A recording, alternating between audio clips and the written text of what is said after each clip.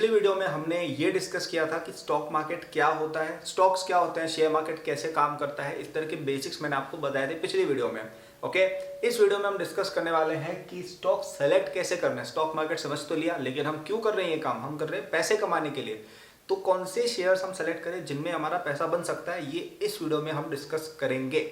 अगर आपने मेरी पिछली वीडियो नहीं डाली है देखिए, तो मैंने एक प्लेलिस्ट बना दी है, डिस्क्रिप्शन में मैंने लिंक डाला हुआ है, वहां पे आप जाके पूरी प्लेलिस्ट देख लीजिएगा और आगे की आपको वीडियोस मिलती रहे। इसलिए प्लीज सब्सक्राइब और नोटिफिकेशन ऑन कर दीजिए अगर आपने नहीं ऑन किए हुए हैं। इसलिए नहीं कह रहा हूँ कि मेरे सब्सक्राइबर बढ़ जाए, इसलिए कह रहा हूँ ताकि आपको इस तरह की वीडियोस दिखती रहे, वरना मैं वीडियो तो बनाऊंगा आप तक पहुंचेगी नहीं और आप पैसा ज्यादा कमा पाए यूजिंग स्टॉक मार्केट। ठीक है, तो चलिए चालू करते हैं। स्टॉक सेलेक्ट कैसे करना है, तो एक एग्जाम्पल से मैं समझाता हूँ। लेट से एक कंपनी है, ठीक है, एक कोई कंपनी है ए, ठीक है, इसने इस साल, ठीक है, वैसे फाइनेंशियल ईयर की बात होती है लेकिन अपन आप लोग के लिए साल की बात करते हैं सिंपल। आपने इस साल रेवेन्यू किया है, ठीक है, रेवेन्यू आपने किया है 1000 करोड़ रुपीस का, ठीक है, 1000 करोड़ की आपने सेल की। रेवेन्यू मतलब कितना माल बिका है, ठीक है। और इस कंपनी की जो वैल्यूएशन है मार्केट में, मार्केट वैल्यूएशन मतलब चलो इसको 2000 करोड़ कर देते हैं, ठीक है। मार्केट वैल्यूएशन मतलब क्या होता है? मार्केट वैल्यूएशन इज बेसिकली कि आपका जो भी शेयर्स खरीदे गए या बेचे गए, लेट से आपके 1 करोड़ शेयर्स थे, ठीक है, आपकी कंपनी के 1 करोड़ शेयर्स हैं और मार्केट ने इनकी वैल्यूएशन, इनकी जो स्टॉक प्राइस है वो ₹10 की हुई है या 100 की हुई है, तो आपकी वैल्यूएशन कितनी हो गई? 100 करोड़ की। समझे क्या कह रहा हूं मैं? मार्केट वैल्यूएशन इज बेसिकली कि मार्केट ने आपकी कंपनी की क्या वैल्यूएशन लगाई हुई है, this is called market valuation, ठीक है। वैसे ही जैसे आप सोचिए ना, जैसे आलू का प्राइस है, अब जैसे कोई एक दुकान वाला है वो 80 रुपए का बेच रहा है, एक और दुकान वाला है वो 100 रुपए का बेच रहा है, तो अब क्या होगा? दोनों में कंपटीशन होगा और लास्ट में शायद 90 रुपए के आसपास उसकी रेट बैठ जाएगी। तो वैसे ही मार्केट ने इसको खरीदा बेचा और इस स्टॉक की वैल्यू लगा दी, क्या तुम्हारा स्टॉक तो 100 रुपए का है और क्योंकि 1 करोड़ स्टॉक्स इश्यूड है तो इसलिए 100 करोड़ की वैल्यूएशन हो गई। तो मार्केट ने आपकी वैल्यूएशन लगा रखी है लेट से 10,000 करोड़ रुपए, 10,000 करोड़ रुपीस की आपकी वैल्यूएशन मार्केट ने लगाई हुई है, ठीक है, मतलब आपके रेवेन्यू का 5 गुना। मतलब मार्केट ये कह रहा है कि भाई तूने 2000 करोड़ की सेल की है तो चल तेरे बिजनेस की वैल्यू हम 10,000 करोड़ लगा लेते हैं, ठीक है।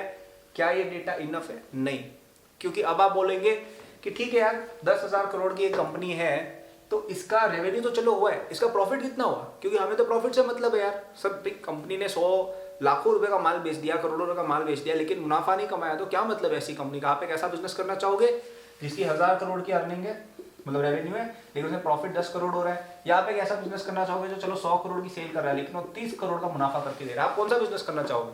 आपको ये वाला बिजनेस पसंद आएगा ना, क्योंकि ये मुनाफा कमा के हमें दे रहा है, ठीक है। तो आपने जितने भी खर्चे वर्चे ये वो किए, उसके बाद आपकी नेट जो अर्निंग होती है, अर्निंग मतलब मोटा मोटा प्रॉफिट समझ लीजिए, वो आ रही है चलो आपकी 500 करोड़ मान लेते हैं, ठीक है, वैसे इतनी होती ही नहीं है बट ठीक है 500 करोड़, 2000 करोड़ का अगर आपका रेवेन्यू हुआ है तो आप 500 करोड़ की आपकी प्रॉफिट उसमें से हुई है, ठीक है।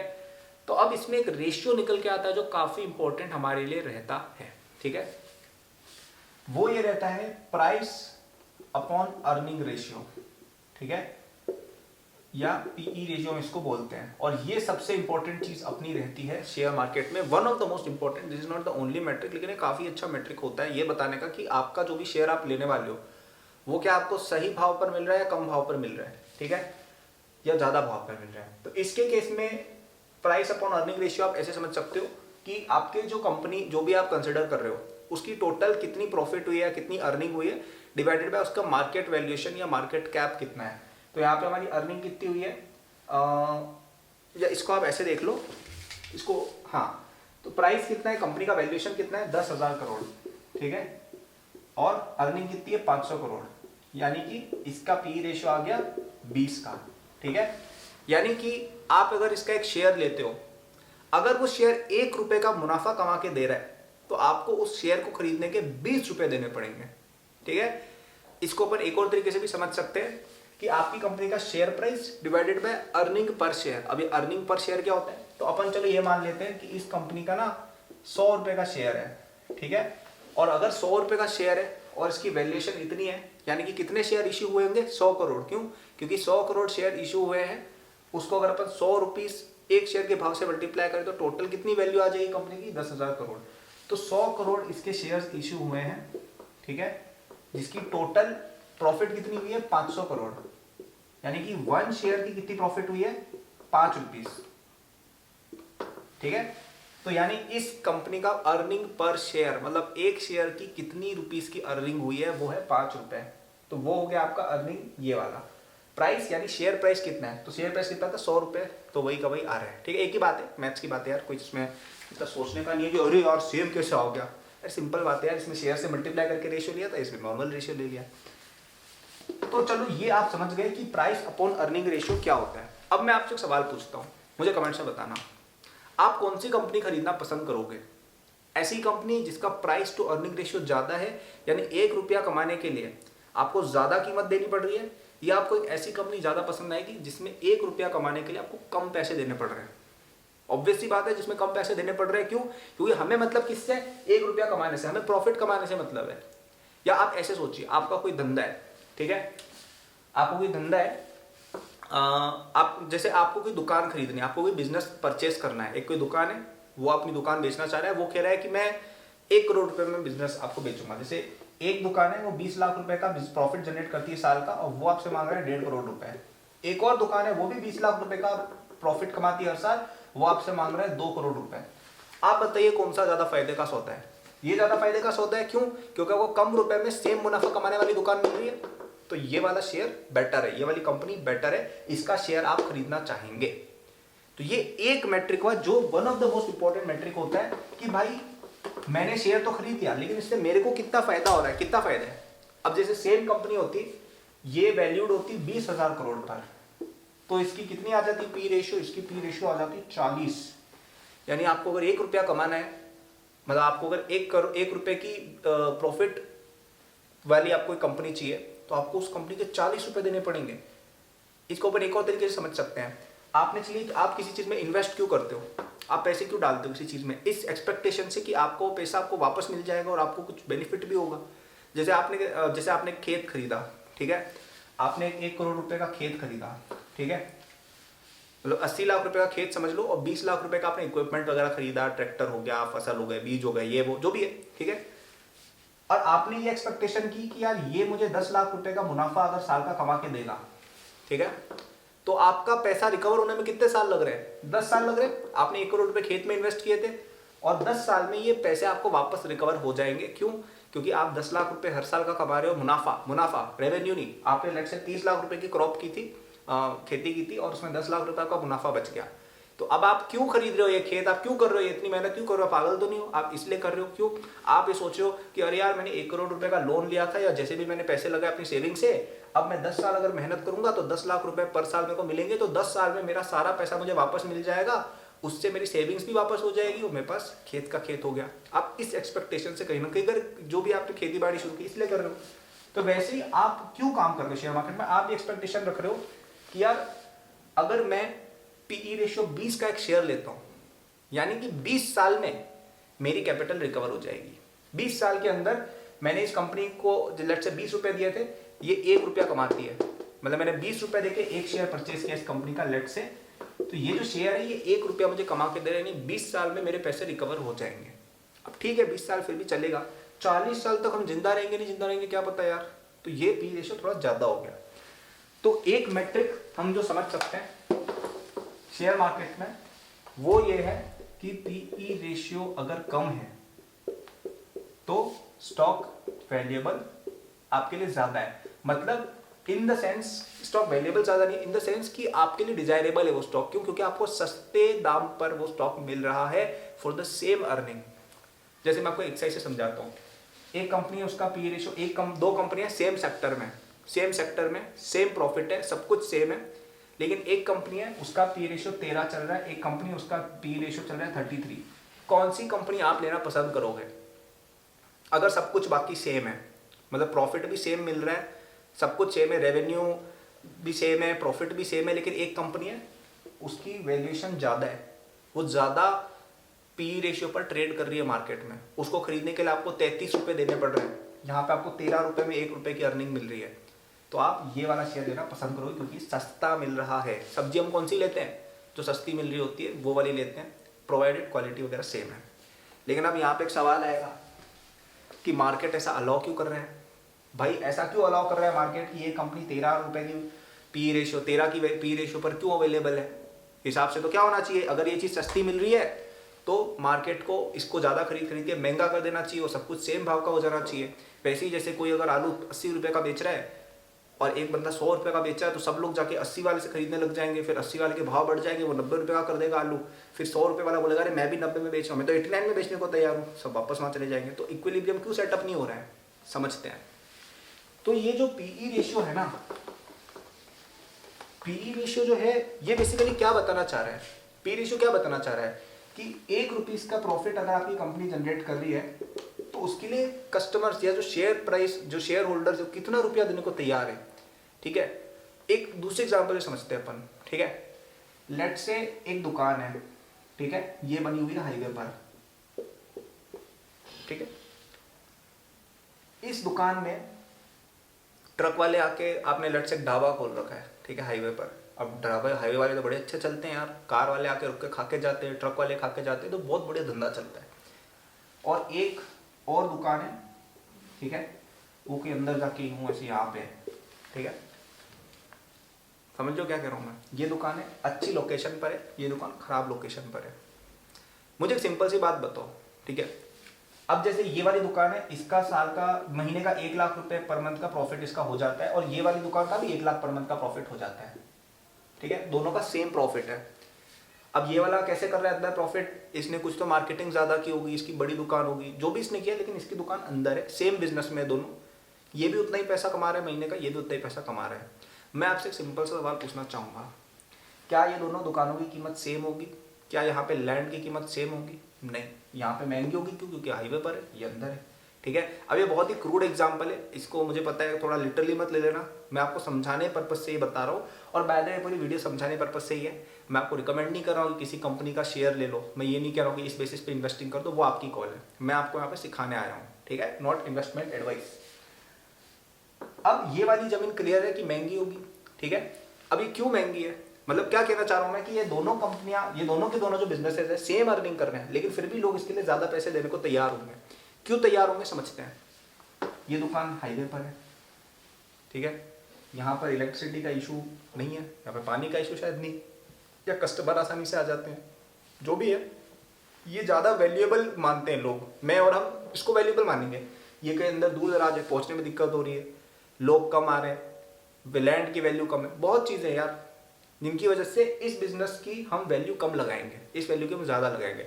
अब एक बहुत ही रफ एग्जांपल था, अगेन इसको लिटरली मत लेना, मैंने आपको समझाने के लिए, आई थिंक ये एग्जांपल थोड़ा रिलेटेबल है कि कई बार अगर बिजनेस सेम अर्निंग कर रहा है, फिर भी कई सारे ऐसे और फैक्टर्स होते हैं जिनकी वजह से हम किसी बिजनेस को ज्यादा वैल्यू करते हैं। इस बिजनेस की ज्यादा वैल्यू क्यों है? क्योंकि ये जस्ट हाईवे पर है, बेटर लोकेशन, दैट्स सिंपल।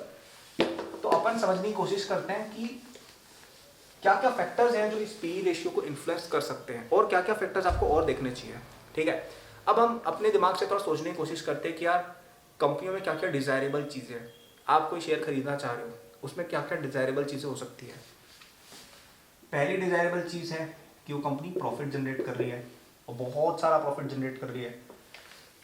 आप एक ऐसी कंपनी में निवेश नहीं करना चाहोगे जो बहुत सारे करोड़ों रुपए का प्रॉफिट जनरेट करनी है, या मोर एक्यूरेटली अगर हम बोले मोर अर्निंग पर शेयर जनरेट कर रही है। समझ लो आप क्या कह रहा हूं मैं, जिसका प्रॉफिट मार्जिन ज्यादा है, आप ऐसी कंपनी में इन्वेस्ट नहीं करना चाहोगे? करना चाहोगे। हर क्वार्टर उसका प्रॉफिट बढ़ रहा है, क्या आप ऐसी कंपनी में इन्वेस्ट नहीं करना चाहोगे? करना चाहोगे। अब इसके उल्टे कोई ऐसी कंपनी है जिसका प्रॉफिट कम हो रहा है, जिसकी मार्केट साइज कम हो रही है, जैसे फॉर एग्जाम्पल नोटबुक्स है, पहले नोटबुक्स बहुत ज़्यादा बिकती थी, अब आजकल कुछ काम डिजिटल हो गए, शायद कम बिक रही हो, मुझे नहीं पता, मैं डेटा स्टडी किया, मैं बता रहा हूँ जस्ट एक एग्जाम्पल। तो आप ऐसी बिजनेस में इन्वेस्ट करना चाहोगे जिसका प्रॉफिट हर साल बढ़ रहा है, जिसका रेवेन्यू हर साल बढ़ रहा है, ग्रोथ हो रही है। ठीक है, दूसरा कौन सी कंपनी में इन्वेस्ट करना चाहोगे? उस कंपनी का ब्रांड नेम अच्छा है। ठीक है, अब जैसे फॉर एग्जाम्पल कोई कंपनी लेट्स से टाटा की है, टाटा पे लोग ट्रस्ट करते हैं, तो अगर कोई टाटा ग्रुप का शेयर है वो शायद ज़्यादा वैल्यूड होगा। क्यों? क्योंकि लोग पसंद करते हैं। वर्सेस सेम बिजनेस में कोई अननोन कंपनी है, अननोन तो नहीं मतलब समझ जाओ, मतलब कोई कंपनी है जिसका इतना ब्रांड नेम नहीं है, शायद उसको लोग थोड़ा कम प्रेफर करें। अगेन हो सकता है आपको एक कंपनी मिल जाए स्टील मैन्युफैक्चरिंग में जो टाटा स्टील से ज़्यादा बेटर वैल्यूड है, लेकिन वहाँ पे फिर कुछ और फैक्टर शायद चल रहा होगा। This is I am talking about just one factor. और क्या फैक्टर हो सकता है? डेप्थ, कंपनी पे अगर लोन चल रहे हैं तो आप उस कंपनी से दूर रहना चाहोगे। अब जैसे मैंने आपको एग्जांपल दिया था, हाईवे वाली दुकान है, उस पर कोई लोन नहीं है, लेकिन वो जो अंदर वाली दुकान है भले ही सेम धंधा कर रहा है, लेकिन उसके ऊपर 50 लाख का लोन चल रहा है उसके बिजनेस पे। आप क्या उस बिजनेस को पसंद करोगे या कम पसंद करोगे? कम पसंद करोगे, क्योंकि लोन चल रहा है भाई साहब पे। वैसा ही कुछ कंपनी पे अगर लोन चल रहा होता है तो हम उसको कम प्रेफर करते हैं, भले ही प्रॉफिट है तब भी अगर लोन चल रहा है लोग उससे थोड़ा सा दूर भागने की कोशिश करते हैं। आई एम नॉट सेइंग डेब्ट इज बैड, लेकिन it is worse than having no डेब्ट। ओके, और क्या चीजें हो सकती हैं? उस कंपनी का मैनेजमेंट कैसा है। एक कंपनी है उसके अंदर कोई बहुत खतरनाक सीईओ और उसकी जो बोर्ड ऑफ डायरेक्टर है, जो उसकी मैनेजमेंट है, लीडरशिप है, वो अच्छी है, IIT IIM से लोग हैं, वो एक्सपीरियंस्ड है, बड़ी बड़ी कंपनी में काम कर चुके हैं, सालों का एक्सपीरियंस है। एक तो ये बंदा है। एक और बंदा है कि छोटे मोटा मतलब 20-25-30 साल का कोई नया नया आया है, उसको कोई एक्सपीरियंस नहीं है, कोई नई नई कंपनी IPO हुई है लेट से, तो आप शायद उस टीम के मैनेजमेंट को ज़्यादा पसंद करोगे जो थोड़ा एक्सपीरियंस्ड है। एग्जाम्पल बता रहा हूँ, कभी कभी जैसे कोई कंपनी होती है उसमें एक नया CEO आ जाता है जो काफ़ी वेल नोन है, उसकी वजह से भी उसकी शेयर प्राइस बढ़ जाती है। तो कहना मैं ये चाह रहा हूँ, इन फैक्टर्स से आपकी कंपनी की वैल्यूएशन अफेक्ट हो सकती है। इसके अलावा मोस्ट इंपॉर्टेंट, आप किस मार्केट में होंगे, ठीक है। Steel is a very different segment than motors, is a very different sector than chemicals, is a very different sector than hospitality. Tata steel की वैल्यूएशन का अलग तरीका होगा compare to Taj group. Taj group is also owned by Tata. Compare to Tata chemicals, that is also different market entirely. अलग अलग market है, आप कह नहीं सकते, ठीक है। अलग अलग मार्केट में अब कोई सीमेंट की कंपनी है, उसकी वैल्यूएशन और एक सोप की कंपनी है, उनकी valuation for the same profit same नहीं होगी, क्योंकि सीमेंट के अंदर अलग फैक्टर्स लगते हैं, समझ लो। Demand and supply is also part of market. अब जैसे हर बिजनेस की ना डिमांड एंड सप्लाई के साइकिल्स होते हैं। फॉर एग्जांपल, मेरी ऑनलाइन एजुकेशन की कंपनी चलती है एकेड बूस्ट, ठीक है। हमारे कॉलेज स्टूडेंट्स और ग्रेजुएट्स के लिए भी कोर्सेज होते हैं स्किल लर्निंग के, तो अगर आपको लेना आप डिस्क्रिप्शन में चेक कर सकते हो, वहाँ पे कोडिंग, फाइनेंस, मशीन लर्निंग सब कुछ सिखाया जाता है, देख लेना डिस्क्रिप्शन में जाके। तो वहाँ पे हमारा पार्ट ऑफ बिजनेस है JEE नीट के कोर्सेज का, राइट। उसकी डिमांड सीजनल है, लेट से जब एग्जाम सीजन होता है तो उसकी डिमांड ज़्यादा होती है, और जब एग्जाम हो जाते हैं फिर बच्चे जब कॉलेज में जाते हैं तब JEE के कोर्स की डिमांड कम हो जाती है, कॉलेज के कोर्स की डिमांड बढ़ जाती है। तो ये क्या हुआ, साइक्लिक है। लेकिन हमने इसको कैसे काउंटरैक्ट किया कि हमने एक दूसरा बिजनेस वर्टिकल स्टैब्लिश किया जो उसको काउंटरैक्ट करता है, ठीक है।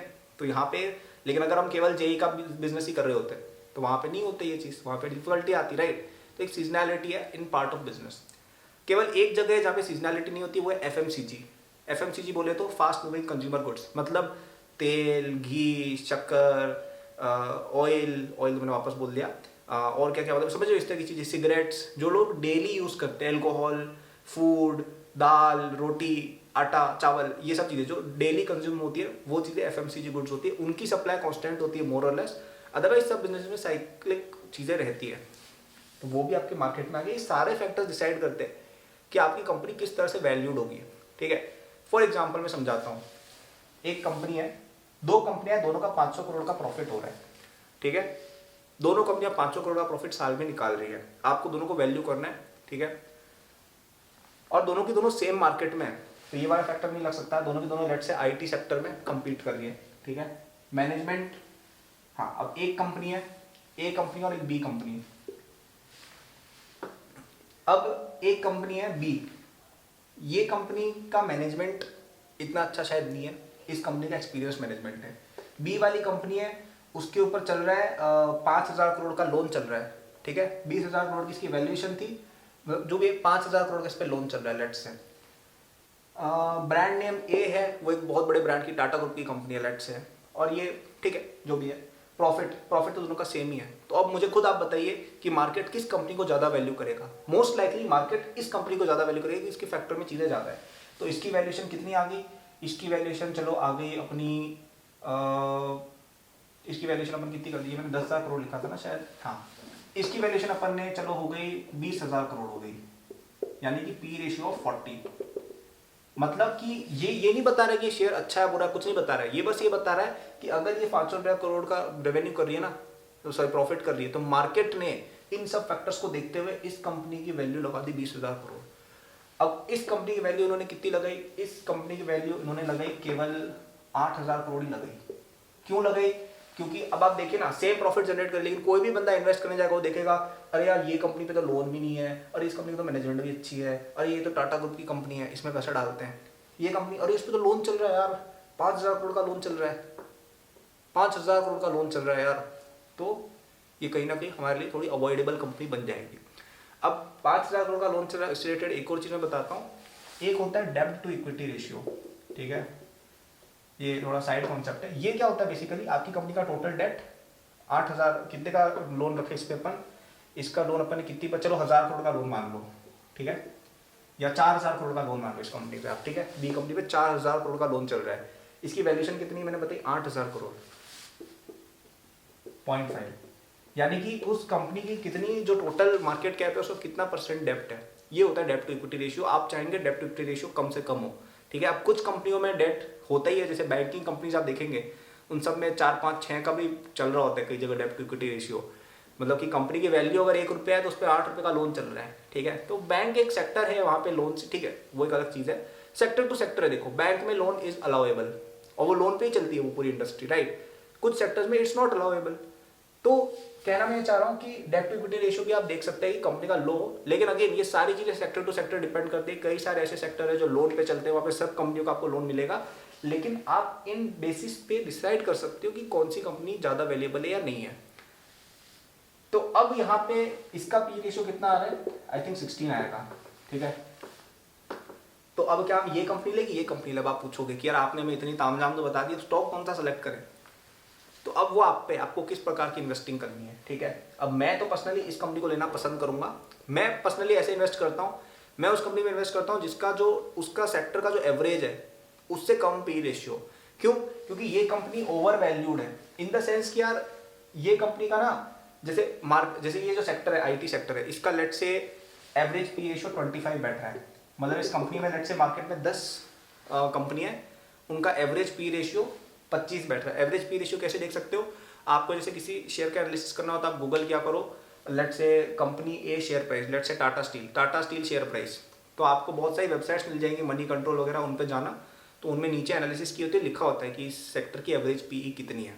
तो लेट से इस सेक्टर की एवरेज पी रेशियो 25 है, ठीक है। तो अब मैंने देखा यार ये कंपनी तो 40 की पी रेशियो पर ट्रेड कर रही है, मैंने बोला भाई यार ये तो ओवर वैल्यूड है, मेरे को नहीं लेनी। ये मैं अपना तरीका बता रहा हूँ, मैं ये नहीं कह रहा हूँ कि ये तरीका गलत, सही या गलत है।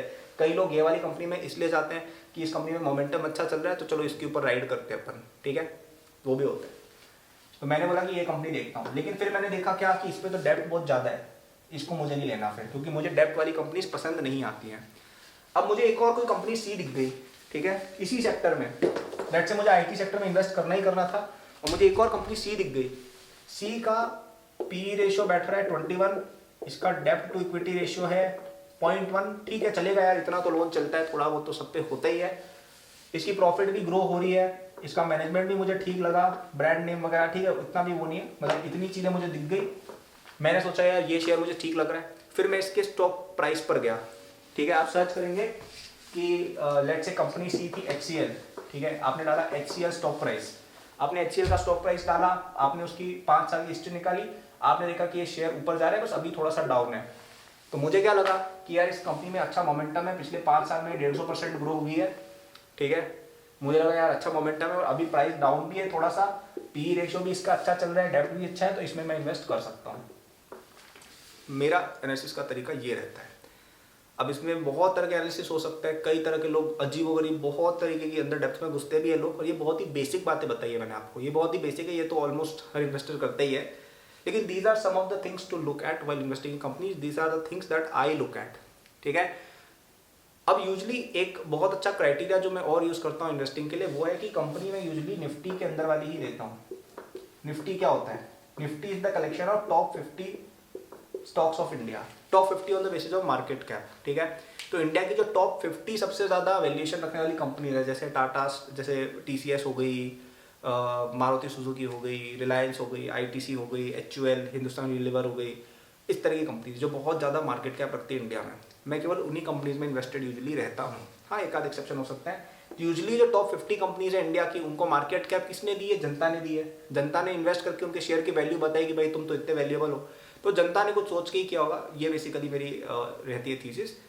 तो आप इन कंपनीज में इन्वेस्ट कर सकते हो। तो निफ्टी 50 में जाओ, निफ्टी 50 में देखो आपको किस किस सेक्टर में इन्वेस्ट करना है, उस सेक्टर की एवरेज पी रेशियो क्या है, अबव एवरेज पी रेशियो यानी थोड़ी सी ओवर प्राइस्ड है। ओवर प्राइस्ड होना इज नॉट बैड, ठीक है। ओवर प्राइस कंपनियां, अब जैसे फॉर एग्जांपल कई सारी कंपनियां होती है, अब जैसे जैसे फॉर एग्जांपल अडानी है, अडानी एंटरप्राइजेस की आप शेयर देखेंगे, उसकी पी रेशियो पता है कितनी चल रही थी, 200 250 300 जा रही थी। वो फिर हिंडनबर्ग वाली रिपोर्ट आई, फिर अभी उसकी लगभग 100 है पी रेशियो, लेकिन तब भी लोग ले रहे हैं। मतलब उसका प्राइस इतना नीचे आने के बाद भी 100 पी रेशियो, आप सोचिए। उसके ऊपर डेप्ट टू इक्विटी रेशियो भी शायद बहुत हाई है उनके कई सारी कंपनियों, लेकिन फिर भी लोग इन्वेस्टेड हैं। क्यों है? क्योंकि लोगों को बस लगता है कि ये कंपनी अच्छा कर सकती है। तो थोड़ा सा शेयर मार्केट देखो ऐसा, अब सोचने में हम तो ये बोल सकते हैं और यार अडानी का तो यार पी रेशियो इतना हाई है, डेप्ट टू इक्विटी इतना रेशियो हाई है, तो यार ये ऐसे कैसे। लेकिन जनता ने वैल्यूएशन दी हुई है क्योंकि उनको अडानी पे विश्वास है तो है। सेम केस है इलॉन मस्क के साथ भी। आप उनकी कंपनी टेस्ला देखेंगे, उसके फाइनेंशियल्स अगर आप देखेंगे तो आपको विश्वास ही नहीं होगा कि ये कंपनी इतनी महंगी क्यों ट्रेड कर रही है, लेकिन कर रही है तो कर रही है, जनता में विश्वास है तो है, ठीक है। उसका हम कुछ नहीं कर सकते। वो अगेन मार्केट को लगता है कि इलॉन मस्क और अडानी टॉप लोग हैं, वो कुछ अच्छा करेंगे, तो उन्होंने इनको वैल्यूएशन इतनी दी हुई है तो दी हुई है।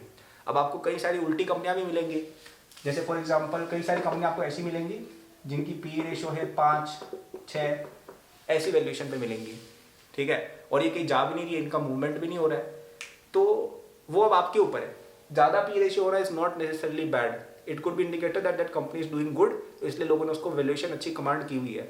और लो पी रेशियो होना is also not an indicator कि द कंपनी इज गुड। कई सारी कंपनियां ऐसे हैं जिनकी पी रेशियो 3 4 5 चल रहे हैं और चले ही जा रहे हैं, वो 5 साल से कोई ग्रोथ नहीं है स्टॉक में। तो it all depends on how you analyse the stock. मैंने आपको 4 5 फैक्टर्स बताए, P ratio is one of them, डेप्ट is one of them, looking at the profit growth is one of them, management is one of them, stock price का chart देखो। अच्छा एक और चीज़, अगर मुझे किसी स्टॉक में मूवमेंट कम लगती है मैं उसको भी पसंद नहीं करता हूँ। जैसे कोई स्टॉक है उसका सब कुछ सही है लेकिन 10 साल से मूव ही नहीं हो रहा है stock, I try to stay away from it, ठीक है। But again this can also be bad because जैसे आईटीसी एक कंपनी है, उसका सब कुछ फंडामेंटल सही था लेकिन वो कई साल से मूव नहीं हो रही थी, लेकिन अभी 2021-22 में, अभी जैसे 22 में आई थिंक 80% रिटर्न दिया था आईटीसी के शेयर ने। तो there are lot of factors जो आप धीरे धीरे सीखेंगे, थोड़ी अपनी खुद की बुद्धि भी लगाएं। आप मार्केट में एक बार इन्वेस्ट करना शुरू करें, आपको चीज़ें अपने आप क्लियर होंगी। इन्वेस्ट करना शुरू करना है, नीचे ज़ेरोधा एक ऐप होती है उसके थ्रू आप कर सकते हैं, साइन अप लिंक मैंने नीचे दिया हुआ है डिस्क्रिप्शन में, देख सकते हो, ठीक है। अच्छा इसके अलावा एक दो और फैक्टर्स हैं, जैसे एक होता है डिविडेंड, ठीक है। अब डिविडेंड क्या होता है? डिविडेंड इज बेसिकली कि कोई कंपनी में अगर आपने लेट्स से 100 रुपये डाले हुए हैं, वो आपको अपने प्रॉफिट का एक हिस्सा वापस भेजती है आपके बैंक अकाउंट में, उसको कहते हैं डिविडेंड। जैसे मैंने 100 रुपये का शेयर लिया हुआ है, वो मुझे 4 रुपये वापस भेजेगी हर साल, तो एक ये भी फैक्टर मैं देखता हूँ और मैं पर्सनली इस फैक्टर से काफ़ी इन्फ्लुएंस होता हूँ और मैं डिविडेंड इन्वेस्टिंग में बिलीव करता हूँ, जिसके बारे में मैं अगली वीडियो में समझाऊंगा। तो आई होप ये लंबी चौड़ी वीडियो आपको समझ में आई हो। काफ़ी सारे कॉन्सेप्ट मैंने आपके ऊपर थ्रो कर दिए, समराइज कर देता हूँ ताकि आप लोग कंफ्यूज नहीं हो जाओ, ठीक है। तो मैंने आपको बेसिकली पहले समझाया, अरे बाप रे, हाँ, तो मैंने आपको बेसिकली 4-5 चीज़ें समझाई। सबसे पहले मैंने ये समझाया कि कोई भी शेयर आप लेते हैं ना, उसका प्रॉफिट कितना हो रहा है वो आपको देखना है। पहली बात, प्रॉफिट नहीं हो रहा है तो वैसी कंपनी में मैं तो घुसता भी नहीं हूँ, ठीक है। लेकिन अगर आपका प्रॉफिट हो रहा है तो अब आप देखिए कि अगर आपने 1 रुपये का प्रॉफिट कमाया तो कंपनी वाले आपसे कितनी वैल्यूएशन मांग रहे हैं। अब कंपनी की वैल्यूएशन हो 5 रुपये, 10 रुपये, 20 रुपये ऐसी मांग रहे हैं तब तो ठीक है।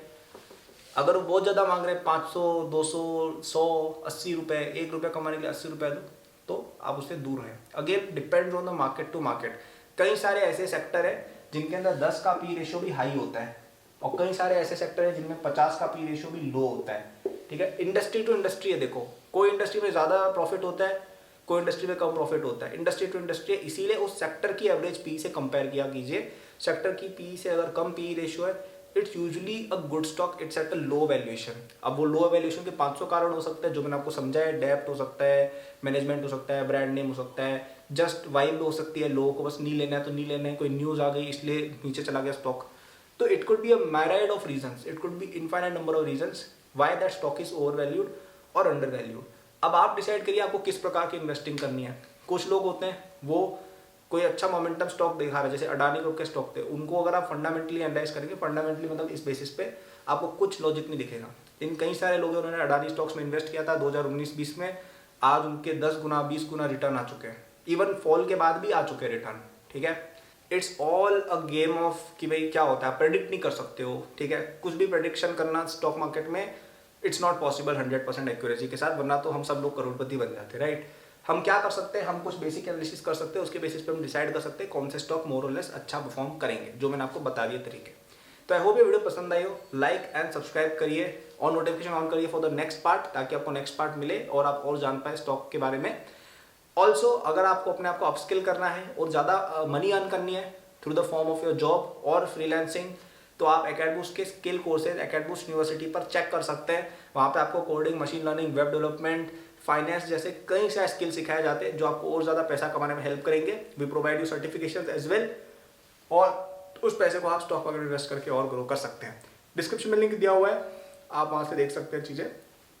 मेरा इंस्टाग्राम, ट्विटर वगैरह पे आपको कोई क्वेरी हो आप मुझे फॉलो मैसेज कर सकते हैं, वहाँ पे मैं एक्टिव रहता हूँ। Thanks for watching, good luck.